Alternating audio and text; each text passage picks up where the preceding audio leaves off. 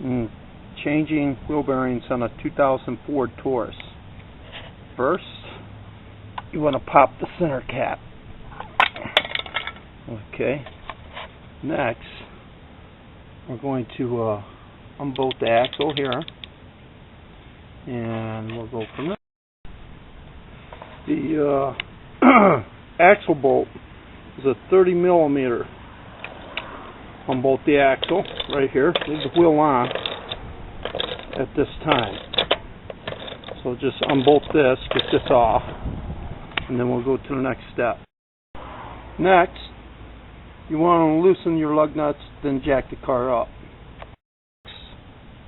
After the car is jacked up, wheels off the ground, remove all lug nuts, and then remove the tire.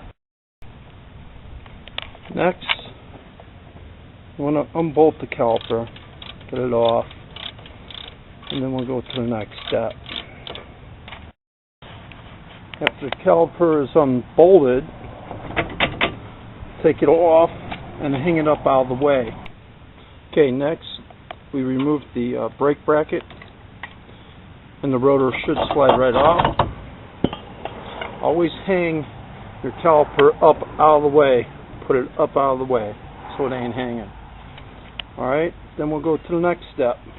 If you're having trouble knocking the axle back, put a jack underneath the ball joint and lift the spindle up until it's almost even. It'll make the axle slide back easier. That's the problem I'm having right now. So all I'm going to do is jack this up until it's even, and then I want to smack it back with my brass hammer. This way I don't mess the end up. You always use a block of wood or a brass hammer. Then we'll go to the next step. You can see the axle moving in and out here. That's what you want, because you got 3 bolts on the back side, around the back. The top one's going to be the most difficult. It's a 15 millimeter bolt. You got one there on the back side. You got one down here on the back side, and one over here. Just got to unbolt them, and we'll go from there. But that's why you smack this axle back, so you got room when you push it back to put the socket on that bolt right there. You got another one up inside here by the axle. That's why you got to push this axle back to get the top one, and then you get another one right there. Okay, unbolt all 3 of those. Real quick, I like to stick a long extension on and get it up on there on that top bolt to get this bearing off. Next, I like to take a chisel and separate it from the spindle itself, and it'll slide right out. Now, what you got to watch out for when you're doing that, this stud's still here. You have to back it out each time you move the bearing out of the spindle.